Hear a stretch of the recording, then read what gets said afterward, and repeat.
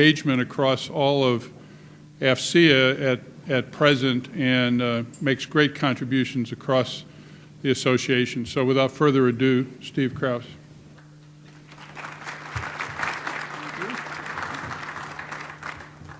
Good morning, everybody.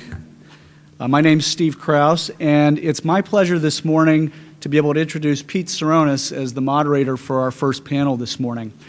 You know, when we decided that we wanted to have a panel on cloud technologies at this conference, which was not exactly a difficult decision given the nature of the conference and the people here, we very quickly were able to zero in on Pete as really sort of the ideal moderator for this panel for a number of reasons. First of all, as many of you know, Pete serves as the Chief Technology Officer at the Department of Energy, and DOE is one of those departments or agencies that while it doesn't have Homeland Security in the title, it clearly plays a number of vital roles in protecting and securing the homeland. Secondly, in addition to that, Pete is also the head of the Federal CIO Council's task force on cloud computing, so it made sense in that respect. And then as if all that wasn't enough, Pete, in his role at DOE as the Chief Technology Officer, really plays that role in sort of a unique manner. He really focuses very heavily on public-private partnership and on finding technologies and finding opportunities for industry and government to work together. So it really made sense for Pete to be here this morning moderating this panel. So we've worked with Pete over the last couple of months to build, I think, a great panel for you this morning. I think you're going to really enjoy it. And without further ado, let me welcome Pete Tseronis up here on stage.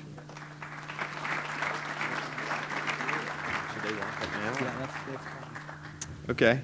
Well, great. Thanks, Steve. I've only moderated twice before, and I don't know if I did well or not. So my goal is not to do much talking, but I'll definitely blend in some of the neat things that are happening at the DOE, because this team, this panel, it really is unique. We're going to have a mix of what I call that strategic focus, the policy focus, and then how do you actually implement or deploy this cloud computing initiative. So it's one thing, as we've said all along, as when we dive into this, the focus today is going to have that Homeland Security feel, no doubt. But strategically, what's that plan, that approach? I could talk to you for an hour on what DOE's strategy is, but ultimately, how do we implement that approach? How do we deploy, or how do we actually build a policy or a wraparound so that it makes sense and that it's done in that architect, invest, and implement mantra? So I will try to keep my mouth shut and just ask a few questions. So the purpose of this panel today is to provide some insight into how cloud computing can advance the cause of Homeland Security. Specifically, how do we facilitate cloud adoption? What are other agencies doing? What are the agencies that are leading in that effort to push cloud out from that policy perspective? What are some strengths and weaknesses that the cloud represent? And really, what are some of those hurdles and challenges that agencies are facing? We have some really good opportunity to dive into that, specifically from Keith's perspective. Cloud computing has been challenging to implement across the government, and at all levels there is progress being made. It's a continuous dialogue. We have the Cloud First policy, the Cloud First strategy, the recently released from the Cloud Consortium, the acquisition guidelines that have been published. If you go, I think, to the CIO Council, there's some direction there on how to think about cloud, the things you might not be thinking about, e-discovery, records management, FOIA, those kinds of things. How do you build that case for cloud and then actually go and procure it? So there's a lot of work going on, a lot of pen that's been put to paper, and again, we'll probably reference some of this throughout. I'm excited to be working with this crew. They've all got a unique perspective on cloud and how this drill is going to go. I'm going to introduce them. I promise not to read every minute of every word of their bio because they are impressive. But after that, I'm going to just get a dialogue going and ask a few questions, one particularly per. And then we're really going to open it up to the audience because with the latest and coolest technology, we're going to be able to take your questions. So with that, if that works for everybody, we're going to go ahead and get started. I want to introduce Tom Kireilis. Tom serves as the Program Executive and Product Line Manager within the Office of Integrated Technology Services at GSA's Federal Acquisition Service. Tom focuses on GSA's software as a service suite, of cloud-based initiatives and specifically supports the development of the email as a service offering. Prior to this, Tom oversaw 3 presidential initiatives at the GSA, Smart Buy, e-authentication, and HSPD 12.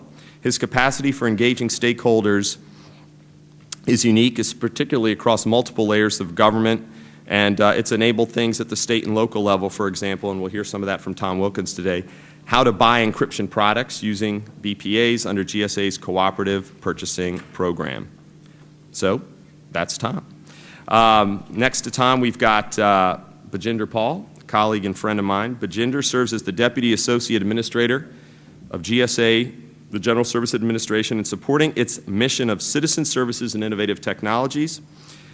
The modernization and implementation of agile IT architecture and infrastructure, leveraging cloud computing to enable the delivery of mission capabilities are just 2 areas where Bajinder can speak to at length. He's got a lot of experience, having served as the CIO for the Office of the Comptroller of the Currency and the Deputy CIO for the Housing and Urban Development Agency. Bajinder's capacity for articulating and synthesizing IT strategy, policy, implementation is well regarded within the public and private sectors. His leadership style and infectious personality, and I can say this from experience having worked with him, represent qualities that embrace this collaborative open government tenet. He's also a 2-time recipient of the Federal 100 Award. Next to Bajinder, we've got Keith Trippie, who's the Executive Director for the Enterprise System Development Office within the Office of the Chief Information Officer at the Department of Homeland Security. As Executive Director, Keith is responsible for overseeing the Department's cloud strategy and enterprise application service offerings.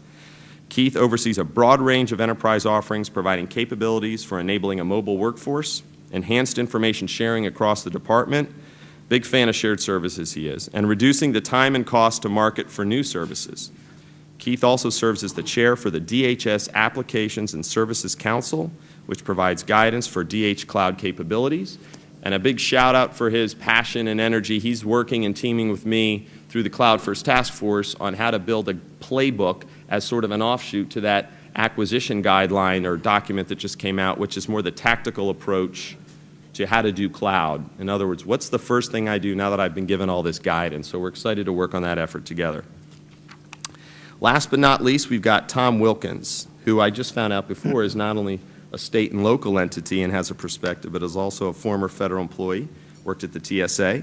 But currently, Tom serves as the Executive Director, Intelligence Fusion Division, Homeland Security Bureau, Metropolitan Police Department for the District of Columbia, and has since December 2008. Say that 3 times. In this role, Tom manages the Criminal Intelligence Branch, and the Washington Regional Threat and Analysis Center. He's responsible for managing Metropolitan Police Department representation on the FBI Washington Field Office Joint Terrorism Task Force, the DHS National Ops Center, and the National Joint Terrorism Task Force. He was an officer in the Coast Guard, a major in the U.S. Park Police, and he earned a Juris Doctorate from the Catholic University of America. A man of many talents, with an exceptional and experiential pedigree. Tom is an IT strategist that values the efforts within the USG, having worked, but also now impacting at the state and local level. So we're very excited to have Tom as well. So that's the run-through on these folks. What we're going to do is I'm going to let them now talk a little bit about the cool factor that they're working on, or the things that are would resonate with you folks today. And we'll spend a few minutes there, and then we're going to open it up for some questions amongst the panel. So why don't we start here with Tom Kireilis? All right, thank you.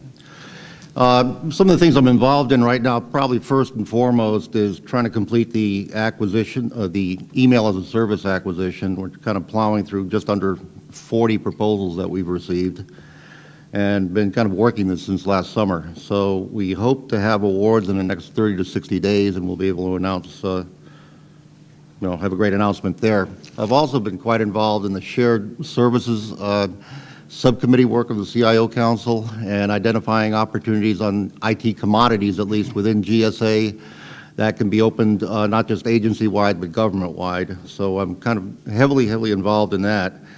Now, to kind of take it to the purpose of me being invited here, what is it we do?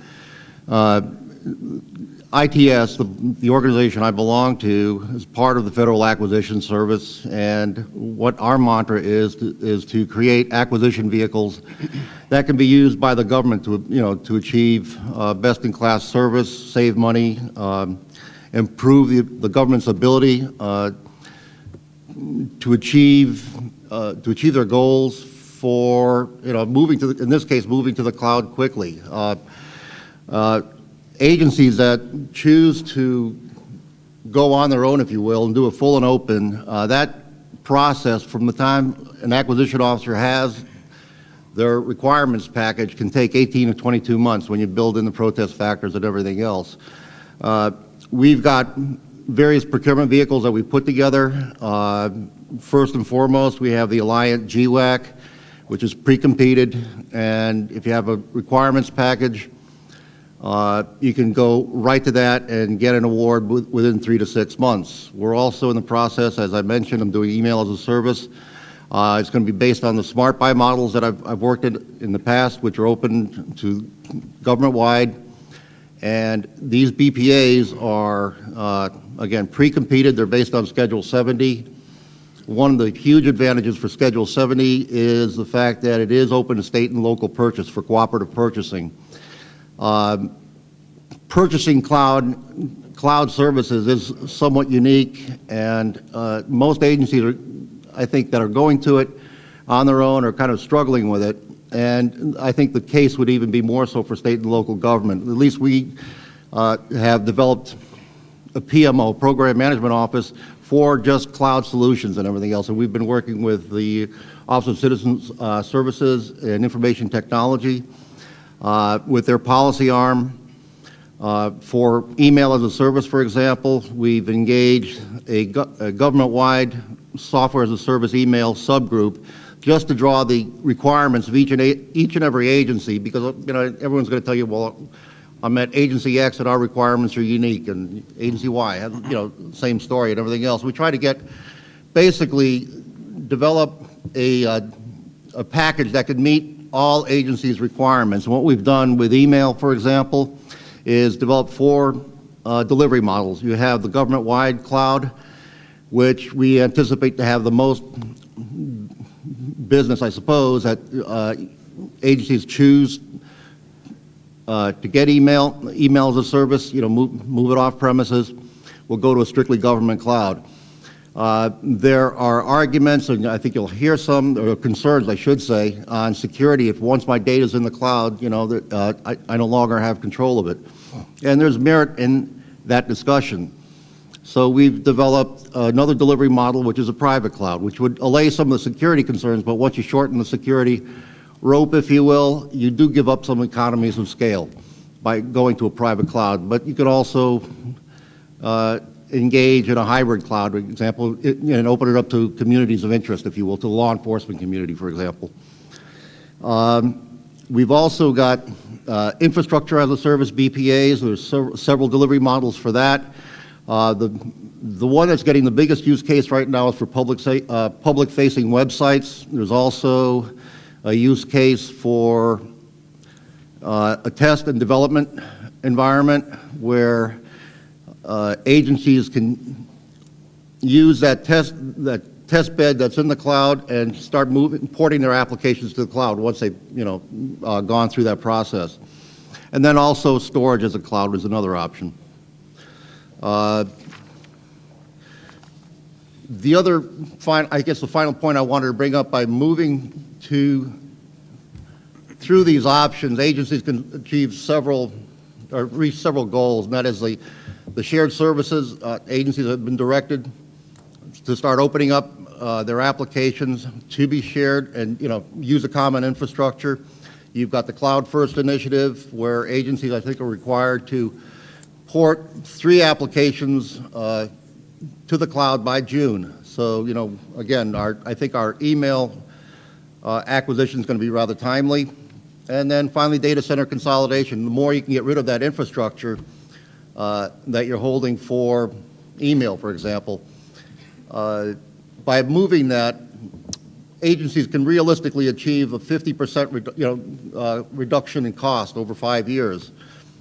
And that would account for, hardware, software, the FTEs to manage all of that, and just, move it away. It's just move it to somebody that specializes in doing that as a business model, and you can create some really tight SLAs and achieve much better service than managing it yourself. So. Great. Thanks, Tom. Bajinder? Okay, good morning, everyone, and indeed, it's a pleasure to be here with all of you. First and foremost, Pete, thanks for the wonderful introduction this morning. I mean, that's not too often, especially in the world of IT, we get such compliments, so thank you for that. So my perspective, there are two perspectives I have, the macro perspective and the micro perspective.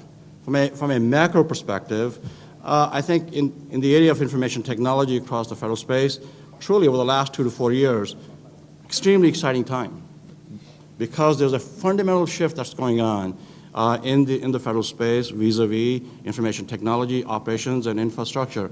The paradigm shift from managing assets to managing services, that's really has been the hallmark of cloud computing as the 25-point implementation plan was introduced under Vivek, and now that is continuing through Stephen Van Rockel. It's exciting to be working at OCSIT, the Office of Citizen Services and Innovative Technologies, because we act as the managing partners with Office of Management and Budget and the White House in taking that policy and operationalizing it across the federal government.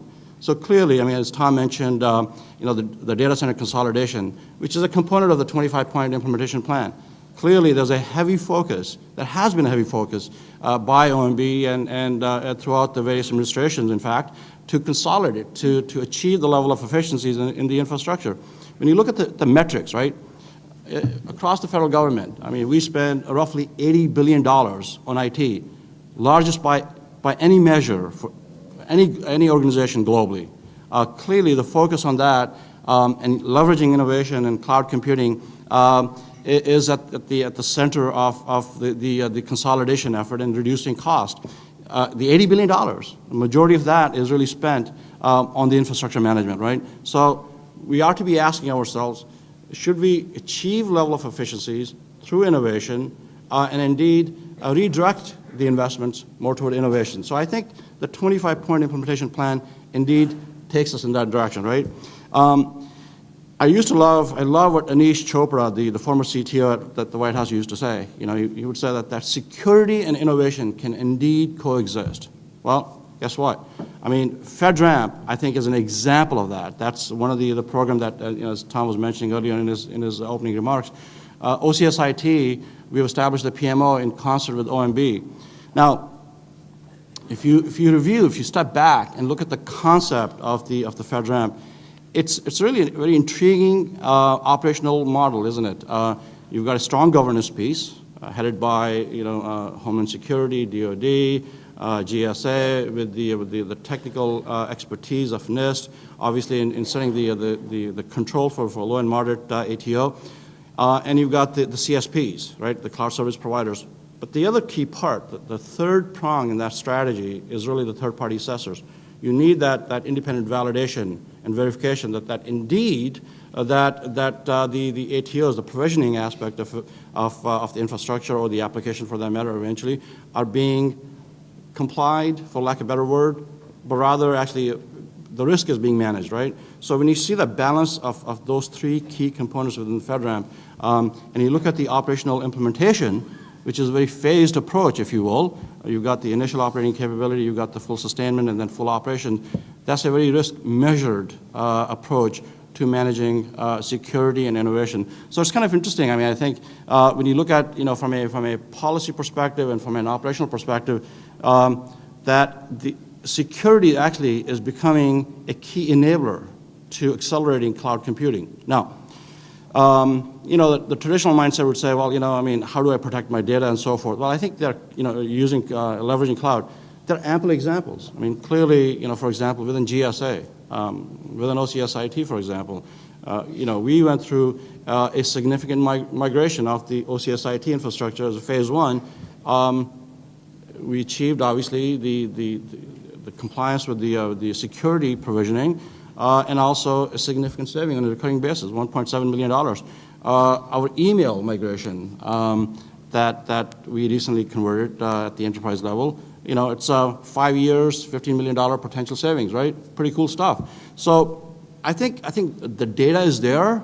Cloud computing is not the silver bullet, but when the CIOs, the chief information officers, and the deputy CIOs develop their modernization strategies and identify key components within the modernization strategies that can leverage cloud computing, I think it provides a very balanced approach in ultimately reducing total cost of ownership and improving services. And clearly, as we look at, for example, some of the acquisition enablers, right? I mean, you've got infrastructure as a service, BPA. Tom talked about the email as a service.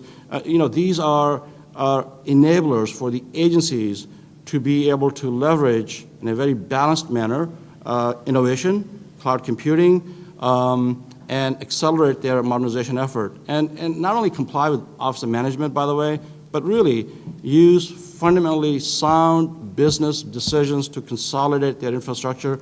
The 3 applications you mentioned, CIOs today, oh, by the way, they have choices in their portfolio of which low-hanging fruit, if you will, they want to be able to consolidate, leveraging cloud. So exciting world, I mean, exciting time frame, if you will. And I think the industry will play a tremendously huge role in that proposition. And, you know, clearly from a FedRAMP perspective, and you're seeing tremendous amount of, you know, outreach, you know, by GSA and OMB. We're having industry days and we're inviting, you know, a lot of dialogue and communication. We want to be able to partner with you. We want to be able to learn from you. You know, these are some of the challenges are not unique to the public sector. Indeed, there are the same challenges in the private sector. So we ought to be able to share that. In fact, I believe after this panel, one of my colleagues, Matt Goodrich, I think he's on a panel, and he's actually managing the FedRAMP program the program, if you will, for the office. I think you will see from him, you know, very charismatic, very detailed overview and insight into the FedRAMP program office. So, exciting time. Look forward to the other dialogue here. Great. Thanks, Bajinder. Keith, do your thing. Hey, thanks, Pete. No pressure. So I think that the business model is really the topic of discussion, the technology, and we'll talk a little bit about that here as we go. Everything that our friends at GSA are doing at the federal level around acquisitions and trying to put the capabilities in place to support our mission. At the department, we're well in flight. So I'll walk through a little bit about where the department is today, where we're looking to go. I think later on we'll talk a little bit more about some of the information sharing activities and where the opportunities are. But I want to talk also a little bit about where are some supply chain opportunities, and that supply chain spans from the customer through how we do budgeting, how we do acquisitions, how we do the IT delivery. To me, that's all part of this supply chain, and cloud in and of itself isn't the answer, but it's a component of the strategy. And then we'll also talk about, I like to typically look a little bit over the horizon about where are we going. And I think the one fundamental factor that I could say without any hesitancy is, without a partnership between the federal government, our state and local partners, and industry, what I'm going to talk about here in the next few minutes, I don't see how we can get there from here without that partnership. So kind of with that as an intro, I want to tee up where's the department today in our cloud strategy. It's really rather quite simple. Today we have a private cloud and we have a public cloud. And it's as simple as saying that the sensitive data goes in our private cloud and the public data, think DHS.gov, FEMA.gov, and others, are going out to the public cloud. That's where we are today, and I'll walk through kind of where we are. In the future, I see that world shifting and leveraging more, say, community cloud or hybrid cloud services as they mature. But for now, we've got those 2 environments. In our private cloud, we have multiple efforts that are ongoing around capabilities to improve information sharing, whether it's through messaging capabilities or collaboration services. We've got 30,000 folks that are up and operating today on our collaboration opportunity or capability in our private cloud. There are other opportunities coming down the pike where we're going to be piloting what we call workplace as a service, and that is basically where we're going to look to help support the enablement of a mobile workforce. The bulk of the department is outside of the Beltway, and so those are the folks that are out there getting the mission done. So how do we put out services that they can get out in the desert, out on the borders, out in say Kansas, that are trying to do their mission job, and do it in a way that we can share the information with them when they need it, not when they come back to a terminal and sit at their desk. So as we're looking to mature those opportunities, a key component of that strategy is what we're doing with this workplace opportunity. And it's going to span, how we virtualize the desktops, enable the remote access. It's going to cross on how we're going to do mobile device management for bring your own devices in the future, as well as devices that we issue. And then down the road, we are looking at how we could develop a DHS app store. That's a little further out in the future, but that is really where we're going to look to go over the next couple of years on enabling a mobile workforce. We've also got, and we talked a little bit about that earlier, Tom touched on this, we have a bunch of legacy systems that have been around a long time. To go from, say, a mainframe or iron or even a virtualized environment into this new world, there has to be a place for them to land. They're not going to go from the old production world and magically plop it over into production and it's going to work. What we've made a significant commitment on within the department is establishing a development and test as a service capability that we are right in the middle of piloting as we speak. I am moving 500 physical and virtual machines in my organization over to that as part of this pilot effort. Other components are looking to leverage that service as we go. And what we're trying to do is to create that sort of cookie-cutter approach. If you're going from mainframe to here, how do you do this? What's the steps on the way? If you're going iron to this new world, what is the best approach to get there? How do you do discovery? How do you do the planning? How do you do the migration? And give them an environment in the development world that is at either the program or the CIO or at the customer level that they can fully control that environment. And the conditions are, you can provision in a day. That is a brand new escape from the old way of saying 6 to 9 months, and not just DHS, but across the federal space, that's how long it'll take for us to provision servers. That is not an optimal point. I don't think you'd find any CIO that would stand up here and say, I'm going to provision servers in 6 to 9 months. Well, they probably wouldn't be in that job very long. That is part of the fundamental business shift in delivering value and getting market to services earlier. Also in that environment, a key component of this strategy would be an open source business model, not just saying the software, but the business model where when services are developed, one of the expectations we'd like to move forward is how do we share those? How do we share things that are built across the department and share it in a development environment so others that are coming down behind you can say, hey, look, copy and paste. I just took my 18-month cycle and now I'm doing it in 3 months.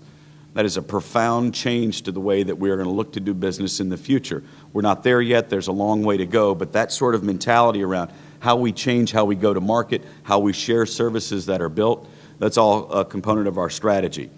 And then what we're doing in the public cloud, thanks to our friends over here at GSA, thank you very much for the infrastructure as a service offering. What we're doing there is we're going to sweep all the public-facing websites for the department and put it out into the public cloud. And over the course of the next 12 to 18 months, we're going to be consolidating as quick as we can move. All of that will be open source. So we're looking at an open source environment, leveraging the GSA's infrastructure. Our friends at FEMA are going to go first. They're building that first platform capability. They're going to put it into our management zone and management services. And the exciting part here is I'm coming right behind them with DHS.gov. TSA is going to leverage what the two of us did. So is FLETC. So is all of the other components that are coming down the pike. And what that means to the taxpayers is we're not going to duplicative spend on investments to enable capabilities for the enterprise. And the expectation is what gets built gets reused. So as you can see, we've got a lot of energy and we've got a lot of efforts that are going on in this space. And one of the core pieces I want to talk about here briefly, and I'll turn it over, would be the business model change.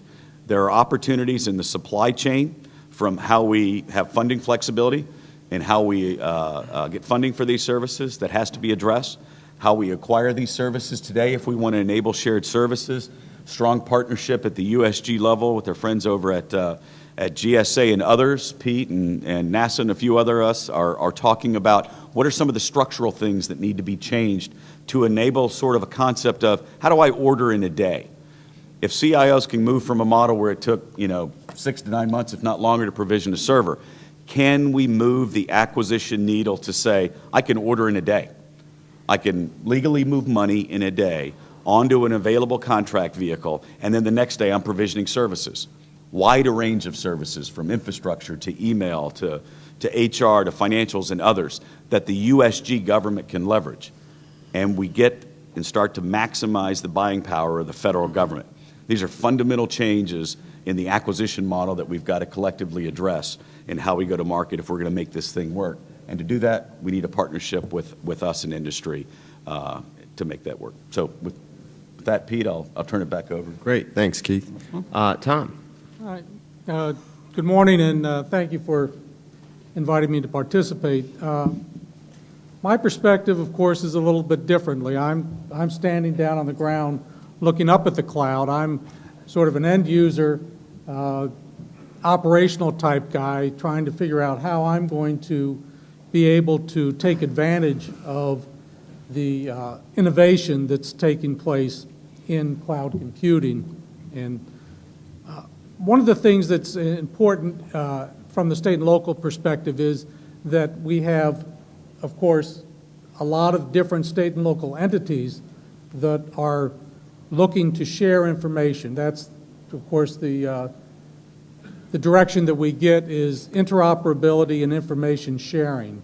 So how are we going to do that? And certainly cloud gives us a vehicle to do that, gives us an opportunity to do that, but it comes with its own problems that have to be overcome. We have always the concern about information security. I know that there's going to be more discussion about that after this panel, but at the state and local level, there's a patchwork of laws and regulations governing information security and privacy, and we have to try to ensure that we protect the information that we provide. If we're putting information up on the cloud to share, that information has to be protected in accordance with our state and local laws and regulations. And those are, not policy considerations, those are laws that we have to comply with. So with this patchwork, we need to make sure that we're able to share the information without violating our own restrictions. Certainly we look to the federal government in the intelligence fusion world because they are sort of give us our guiding principles. They also give us our money, which we appreciate. Thank you very much. But of course, money comes with strings, and those are the policies that we have to comply with at the federal level. We use a lot of the resources that they provide through HISN, a lot of different applications and information sharing opportunities are being consolidated there, and gives the state and locals a avenue to share that information. We also participate in the National Shared Space, which is an initiative where we push suspicious activity reporting information up, and that information then is available to be analyzed and reviewed on a national level so that we can detect the trends and patterns that are important to us as operators as we're trying to protect our local communities. We also are trying to increase our situational awareness. As those of you from the Washington area know, that this is a very interesting geopolitical environment. We have the District of Columbia, Maryland, and Virginia, so 3 state-like entities, as well as local counties, and we're trying to share our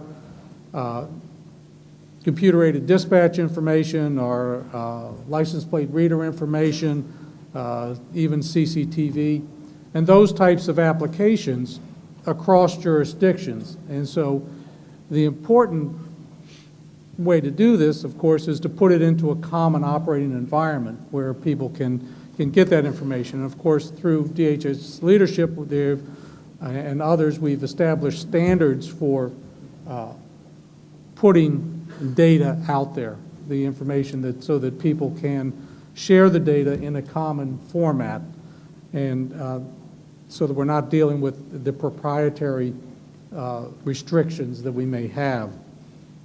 Of course, the one other piece about the information sharing and the security that we're concerned about is operational security.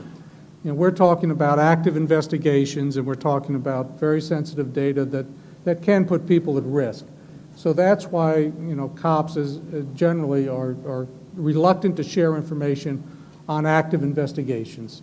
And so part of the security has to be validation and vetting of the people that are going to have access to that information. And when we put the information into the cloud, then we need to have that sense of security that we know that the information is going to be properly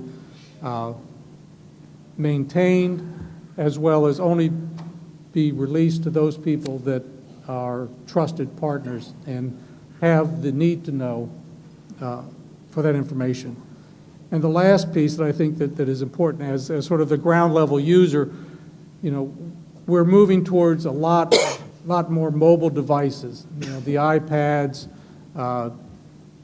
mobile terminals in police cars. And so cloud computing gives us a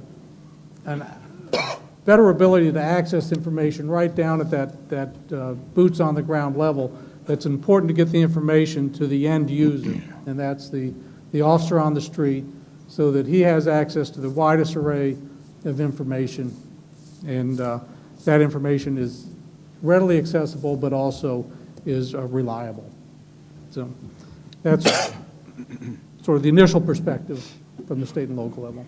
Great, great. So I took some notes, just hearing some common theme, and again, I guess I'm biased because living at the DOE, I'm charged with some of these same challenges of deploying cloud, developing strategies, writing policies, but then at the end of the day, doing it.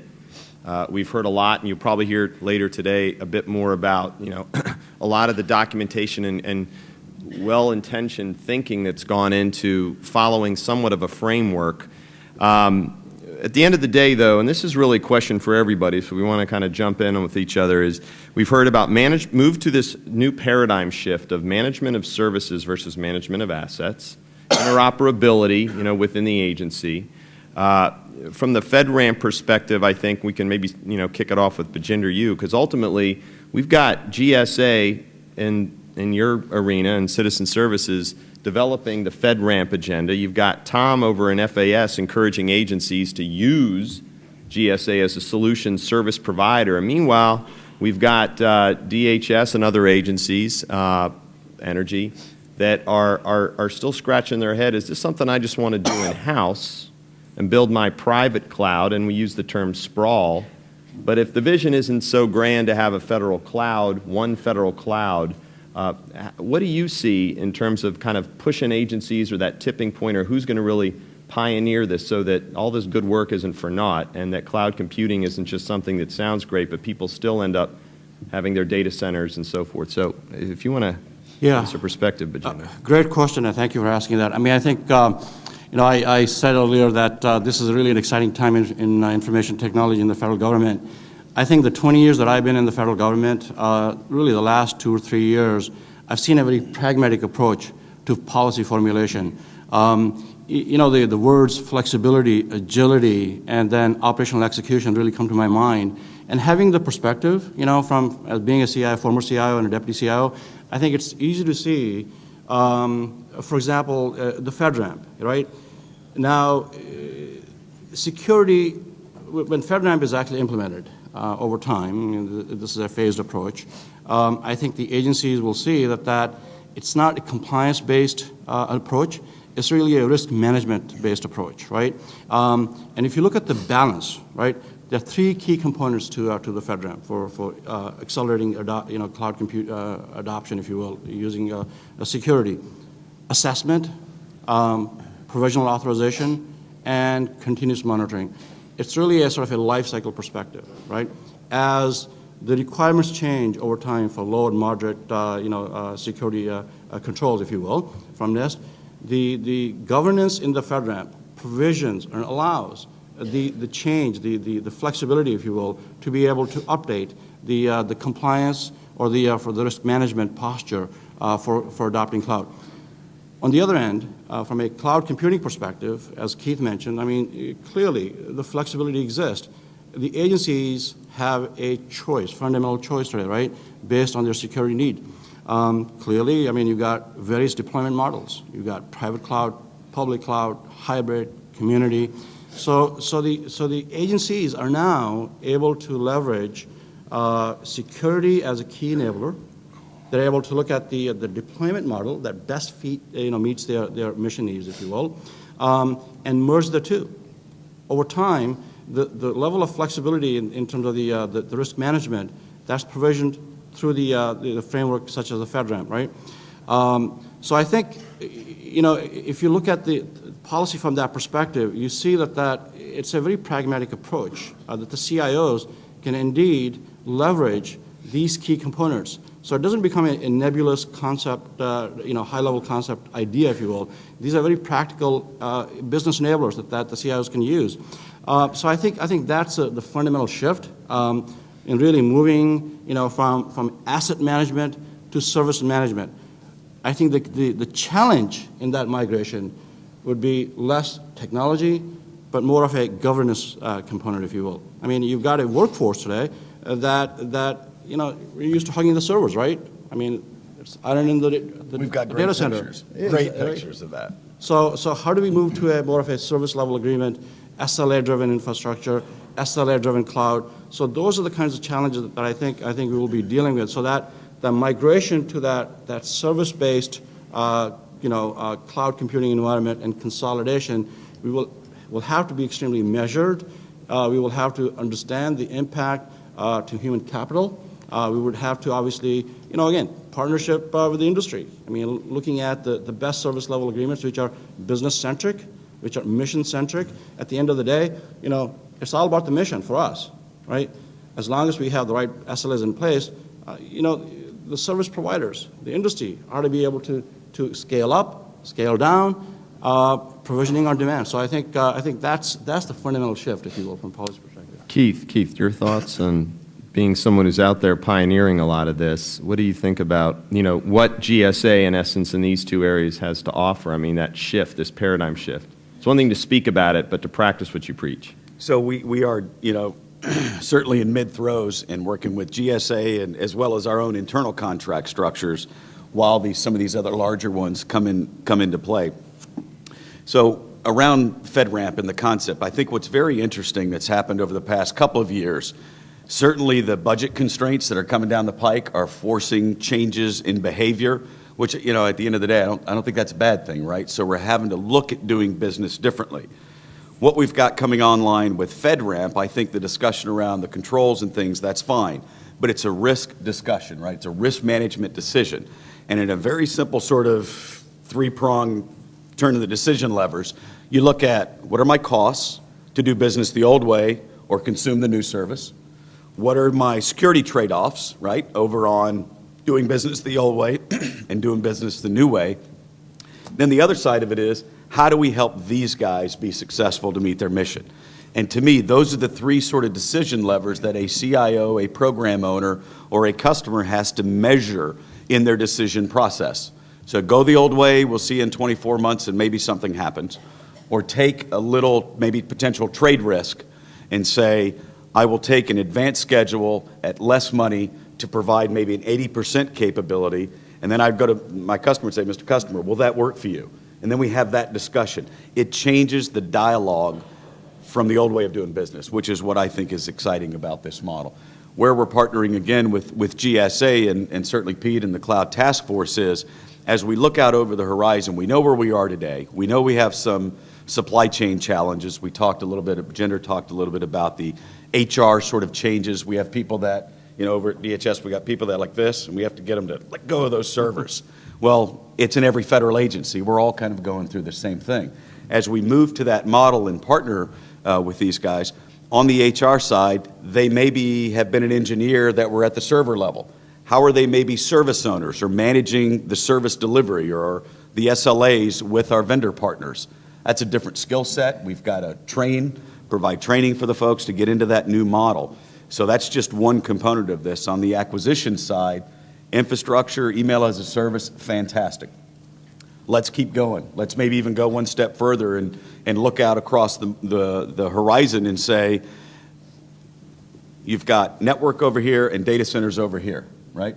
That's traditionally the way it's been. Where I would say, looking out over the horizon, why is computing capability and telecoms, why would we look at those separate?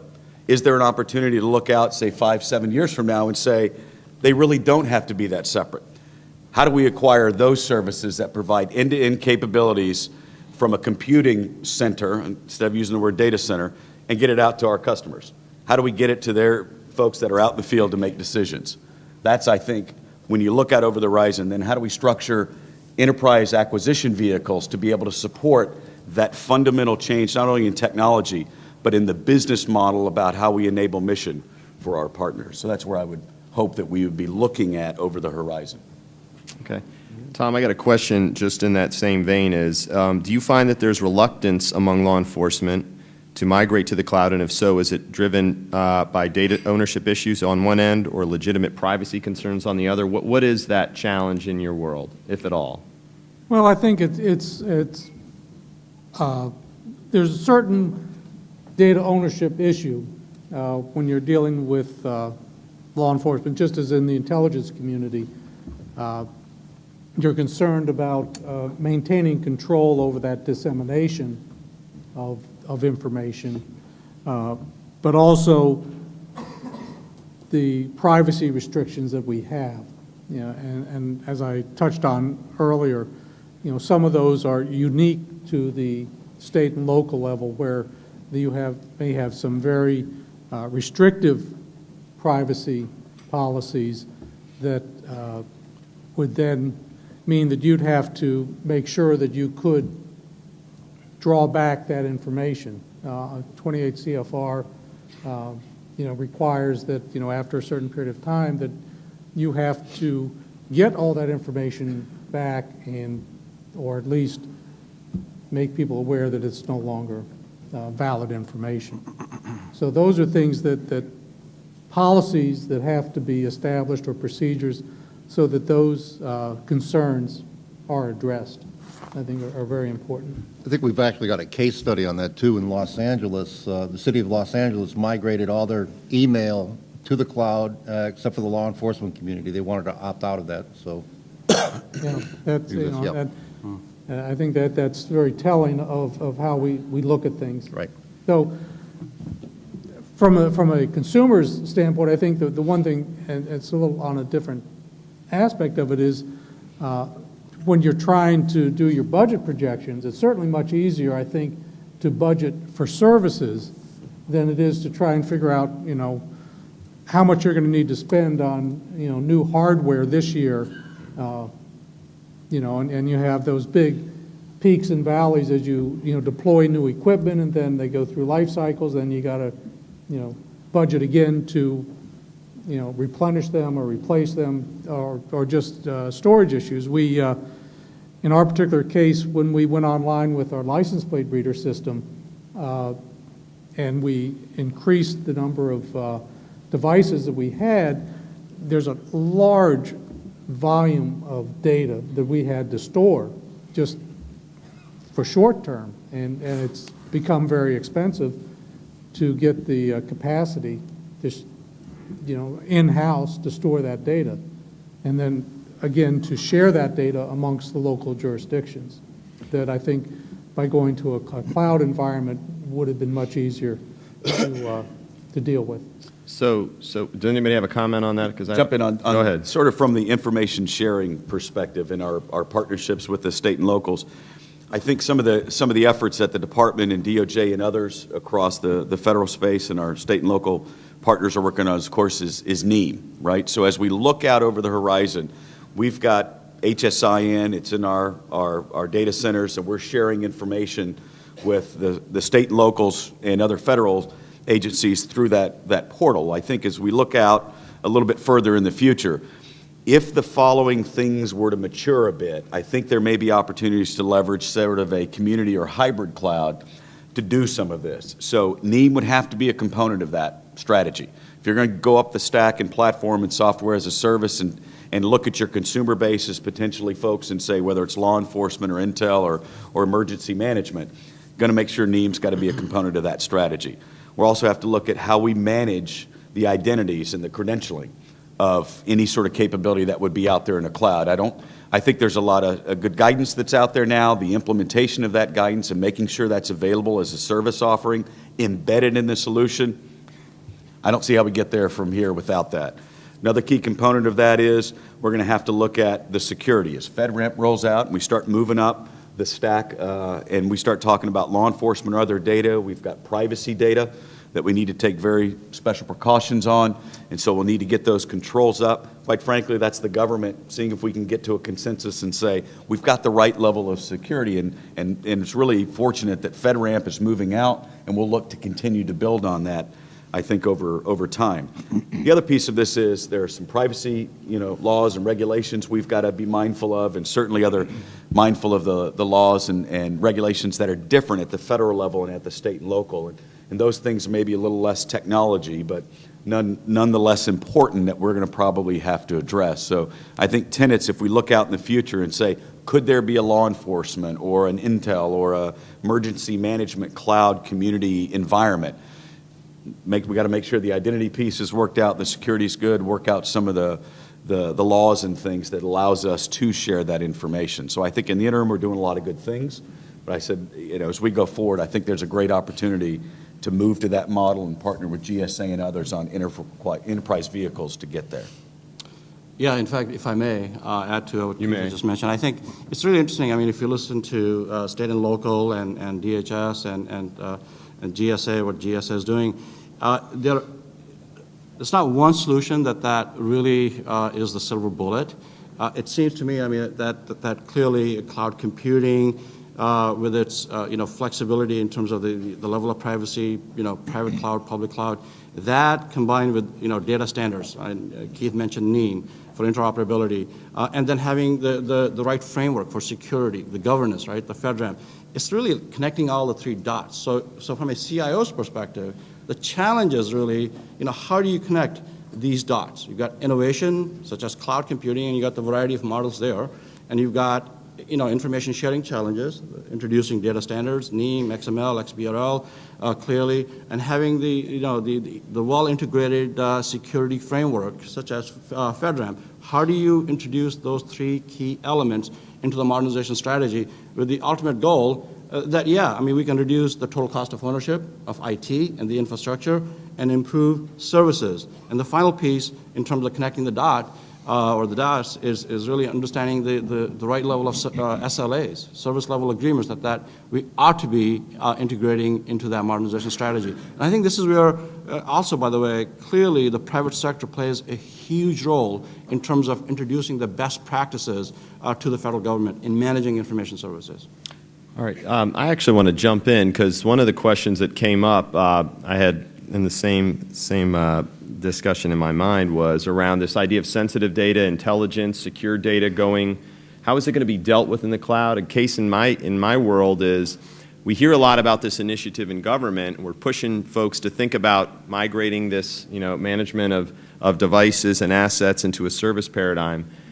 The classified discussion, the sensitive but unclassified, this discussion around data and privacy, how is that being discussed in the world of GSA? I mean, again, you're a solutions provider. You're working with industry. How is industry partnering, frankly, on the side of the GSA world such that when, Keith, you have these requirements, and I'm sure you do for some aspects, instead of saying, well, if there's a security or it's a sensitive information passing data at rest, data in motion issue, we're not going to talk about cloud. I mean, we're having those discussions with state right now. It's Department of State about deemed exports and the like.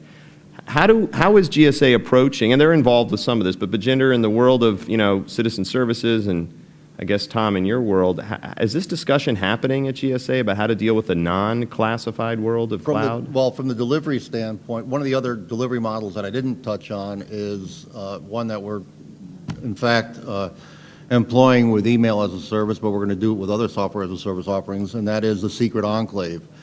And how you differentiate between a private cloud and a secret enclave, basically it's for classified data. The data center where your hardware is stored at and processed at is in a SCIF, essentially. And so we expect probably the greatest interest in that secret enclave to come from the DoD community and, of course, the intelligence community.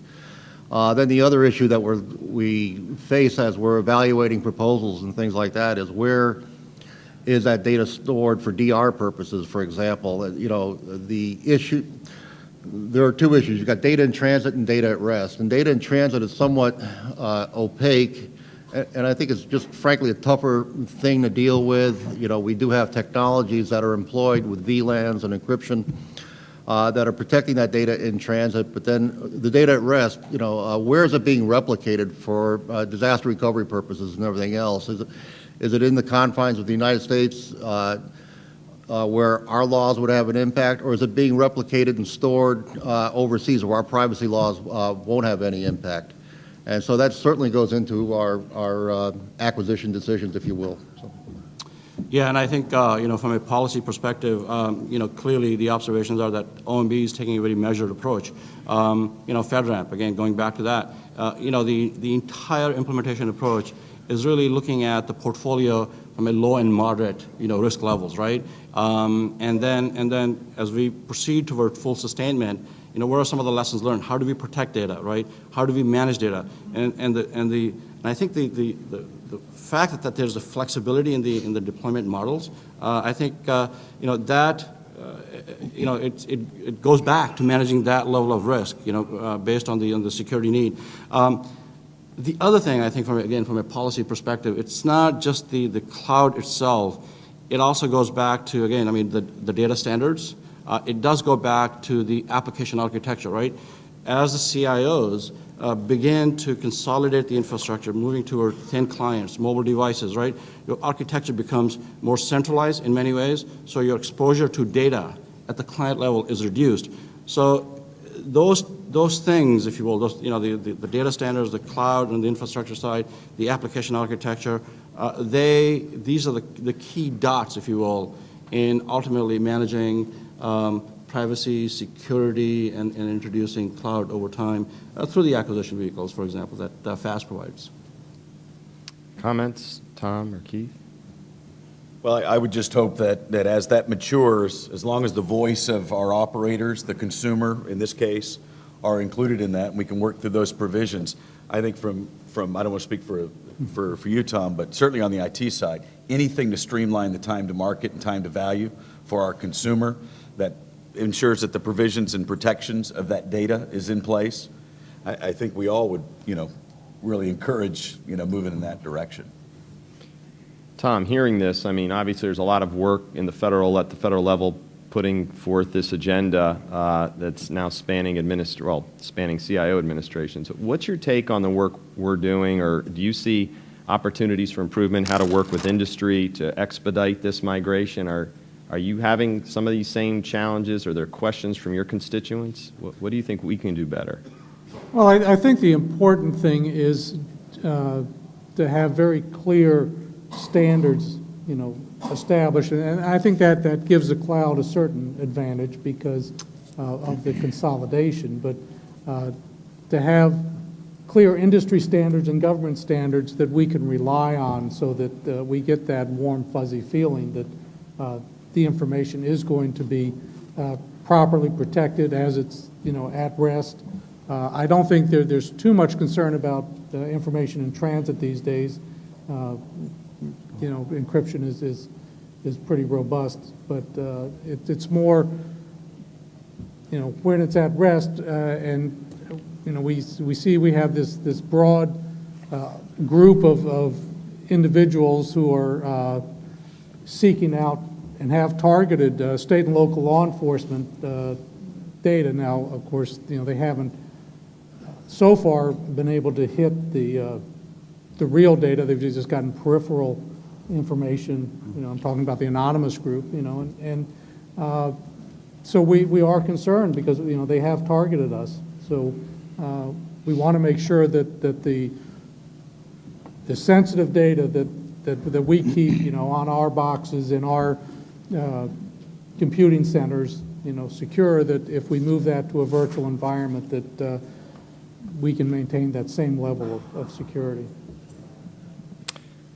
Okay, great. A question came in about charging agencies, shared services, as again, it's a paradigm shift, it's a business model shift. Again, being a Fed and loving the good work that comes out of DHS and other agencies, there's that desire to want to work with other agencies, and I guess I'll start this with Keith, is in your vision for this shared services, whether it's cloud or mobile or telecommunications, you name it, what's your vision for what's going to be enticing for agencies to say, trust us? Department of Energy, Department of Education, you know, we've got a model. What's your pitch to those groups? Because you speak a lot about why you see that being the vision for the future is not 26 or whatever cabinet level CFO agencies, but folks actually becoming centers of excellence. You talk to that? Yeah, I think the key component of that is it's got to be a pull model. It's got to be organic, and it's got to be a pull model. And what I mean by that is the value proposition for any customer, whether it's a service that we're providing back out and another agency, say DOE, wants to leverage it. What's the value proposition to them? Time to market, saving money, security's in place. I have a need right now, contract expiring, I'm modernizing a project, something new just popped up. The way I look at it, when you look at it is, if you're a program manager or a CIO or a business owner, when you have a new thing that comes up, it would be really nice when you walk up to the buffet bar if all the trays are full and your options to get started are that fast. Traditionally, when you walk up to the buffet bar, there's not a lot there. You have to start from scratch on the funding model, on the acquisition model, and what else is out there? I have to do an AOA. To me, looking at an AOA, you should want to do that AOA because you've got 3, 4 really good options. And you're having a hard time figuring out which one works best rather than 1 or 2 and you kind of know which 1 or 2 it's going to be and none of them are going to be deployed in the next 12 to 18 months. That old model to this new model where the buffet table is full and stocked and you can walk up, get what you need and move on, that sort of business model has got to be in place. On the security side, I think there are some differences. Even within the department, how we manage our law enforcement data and our intel data and our trade data and our say, budget and acquisition data, we kind of manage those things a little bit differently, manage it on the types of data. As we move up the set of controls and get standardization across the department, if what we say is moderate, moderate, moderate, or high, high, high, would DOE accept that? That's a risk discussion, and I talked about that a little earlier. Each federal agency is going to have to make a decision based on funding that they have, does it meet the operational need of our customers, and then security. That's it at a macro level. If you can make those decisions and do the trade-offs, to me that's got to be part of the new way of thinking when we go forward. Comments from GSA? I think Keith is right. I mean, at the end of the day, I mean, it's all about value proposition. You know, I mean, from an agency's perspective, from a consumer perspective, can you reduce my cost? Can you improve my delivery of services? You know, can the information be delivered in a secure manner to meet the mission needs? If those attributes can be achieved, I mean, I think all business models, you know, for shared services and non-shared services ought to be open because that's my bottom line. You know, reduce cost, improve services, deliver information to my mission securely. If those parameters can be met by the CIO organization and IT organization, leveraging what GSA provides in terms of the BPAs and the infrastructure as a service as a key business enablers through security and cloud, combine them and use them in a shared services model. Why not? That's a very practical proposition. So I think that it's become really, from an agency's perspective, from a CIO's perspective, a value proposition, a business proposition, and IT provides the key attributes so you can connect the dots in meeting those end goals. I would only add that right now I think 3 agencies have been tasked or given the lead role for security, and that's DHS, GSA, and DISA. And frankly, we look at DHS as a center of excellence. We know, for example, that you have agents' lives that are in jeopardy if that information is compromised. So it means something. Security may mean a lot of things. People can say it's important and everything else, but when lives are out there and hanging, that's taken pretty seriously. And that's why whatever we do, I mean, security is definitely a huge barrier. And, you know, we look to partner with DHS to make sure that those, you know, we can use technology to overcome those security issues. All right, I'm going to throw one out that came in from the audience. Good question. In regards to cloud security, how do you envision fitting in with DoD requirements? This is especially important for the Coast Guard since they live in both the .mil and .gov domains. Can I take that one briefly? Roll with it. When we did the email as a service requirements task force, DoD participated in that. I mentioned the secret enclave. That was targeted to meet DoD's requirements. The requirements are huge. I think we had the toughest time going through the evaluation criteria for that secret enclave because, you know, there were so many of them. But that delivery model is designed specifically for DoD. I guess I would add, with the partnership between our two groups and, of course, DoD on the FedRAMP standard, I think this is where we're going to start to see that movement into the standardization, certainly across those three groups, but also as other federal agencies look to adopt those standards for at least up through moderate, right, for our first phase, if you will. As we look to continue to grow that and we start moving up the stack a little bit and we start talking about high controls, whether it's for integrity on law enforcement data or intel for privacy data, I think that level of maturity and the triumvirate between the three groups, us and DoD, I think you're going to start to see where the opportunities are for Coast Guard, which kind of lives in kind of both sides of the house, right? So I can certainly understand in the near term it may not be as clear maybe as we would probably like it to be, but I think over the course of the next 12 months I think there's going to be a little bit more clarity on how they can meet their mission and then meet the security requirements that are associated that DoD would levy and that we levy over within the department. So I think we're on the right track. We're probably got a little bit more work to do to get there. Okay. We have about 10 minutes. One more question I'm going to ask instead of turning it over to Kevin. So let me finish with the question I was going to have for the parting shot comment. But if you can just take a minute, and for our good folks from industry in the room, we talked a lot on the call this week and this morning about what can they do or what kind of dialogue, you know, for them to walk out of here today to take something away. How can industry help us get to this next business model, this paradigm shift, whether it's we outsource fully or just helping develop requirements?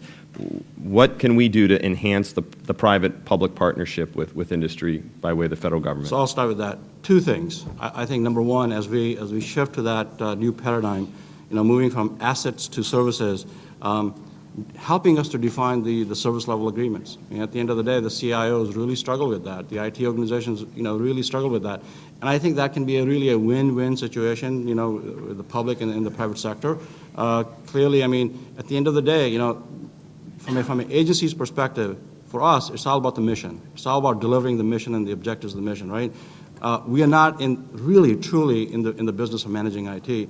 So I think as we move to this new paradigm, you know, we do need help in understanding, you know, best practices in service level agreements. So I think the industry does that quite well, and we ought to be, you know, collaborating in that. Number two, governance, right? As I mentioned earlier, this is a huge shift for the public sector. I mean, it's not about technology really, right? I mean, the technology is sort of the easy part, but the impact of that technology to the organization as we manage service levels, right, as opposed to, you know, hugging the servers, right? How do we transition to that business model? What are the impacts to the human capital, and how do we transition, you know, to that paradigm? So it's really managing technology and organizational change management. So the third-party assessor, the IV&V component, I mean, that's a huge opportunity for the private industry to come in and shed some light in managing the assessment piece, the provisional authorization, and perhaps to some extent, you know, the life cycle, the continuous monitoring. So I see those opportunities, you know, from a private sector. Tom, can we jump to you, or do you have any thoughts on that? Well, I just think that it's important to provide a variety of services that meet the needs of the customer. And I know that's a pretty basic statement, but at the state and local level, you know, everybody's a little bit different, and their approaches or their needs may be different, so that you don't want to just be operating with one particular product in mind, but be able to fashion that product to meet those specific needs of your state and local customers. Okay, thanks. I would add a couple quick points. I'm complete agreement. This is a change management challenge, first and foremost, above and beyond sort of a technical implementation. A lot of smart folks in this room, a lot of good ideas about where we're going to go. We're already starting to see industry kind of shape and form a little bit around more of a service model than assets. A couple points. Standards. We all love standards. That's why we have so many of them. So what I'd like to hope that we could look to do is, whether it's NEAM on the data exchange standard, getting our security standards in place, think about ways that we can standardize and provide some recommendations back, be a voice back to the federal government. Let's have that dialogue on how we can establish standards from the security perspective, whether it's on the information exchange and others. Let's continue to mature that. And the other would be, and this is kind of interesting, and I talk to vendors all the time when they come in, I always kind of ask this question is, what does it look like over the past 2 years, and where are you going over the next 2 years with your alliance partnerships? Are you having different discussions with others in your industry that maybe you didn't have before because we have a brand new business model? I would just strongly encourage the continued partnerships and the newer forming sort of relationships with small business and large business as we look to move into a consumption-based IT culture. So the alliance partnerships, those are certainly things that you guys will work on behind the scenes, but collectively that voice that says that you're with us in this model of moving to consumption-based IT would be nice to hear as we go forward. Yeah, final point I have. You know, Pete, you asked the question, and I immediately wrote down 3 letters, and then Bajinder jumped in, said what I was going to say is SLAs. Pulled rank. Yes, he did, and deservedly. But I also have the privilege of sitting on some NIST cloud computing standards committees and everything else, and that is really the item that seems to draw the most dialogue, or SLAs. And the question I would have of industry, basically the feedback I would love to get is not just what should we be putting SLAs on, you know, because I have this dialogue with agencies as well, and some agencies require four nines for availability, and other might say their mission is so unique that, you know, they need 5 nines. Well, we'll do a contract with 4 nines, and you can do the 5th 9 on a task order level, and, you know, still achieve that desired end or outcome, I should say. But the question I would have of industry is how best to incentivize SLAs. And, you know, we can put that in our contracts, and I really would love to get that feedback over time, over the next, you know, 30, 60, 90 days, is to have meaningful SLAs that work on both sides. They've got to work for industry, and it's got to work for its customers. So, you know, again, how do you incentivize that? Can I add one since I don't know if I'm on. Can I borrow? Yeah, please. So I'm now part of the panel. Just from a DOE perspective, since I got like 30 seconds, I would just ask industry to continue doing what's going on with me now at the department. There are multiple initiatives. I said at the outset, I happen to have the luxury of being involved in geospatial, data.gov, mobility, and cloud. That's a lot of stuff, and they're all stitched together in some way, shape, or form. When I meet with vendors and industry, whether it's a discussion about policy or operational activity, we've got some exciting opportunities at the department that are burgeoning in terms of wanting to develop a framework that can be leveraged across the government, sold potentially to GSA in the space of learning management systems, cloud infrastructure. When we have that discussion, come and tell me your vision, or what the vision is and how you can stitch together the geospatial aspects of cloud, the security aspects of cloud, the fact that, you know, at the Department of Energy, we do deal with sensitive but unclassified, classified, unclassified information.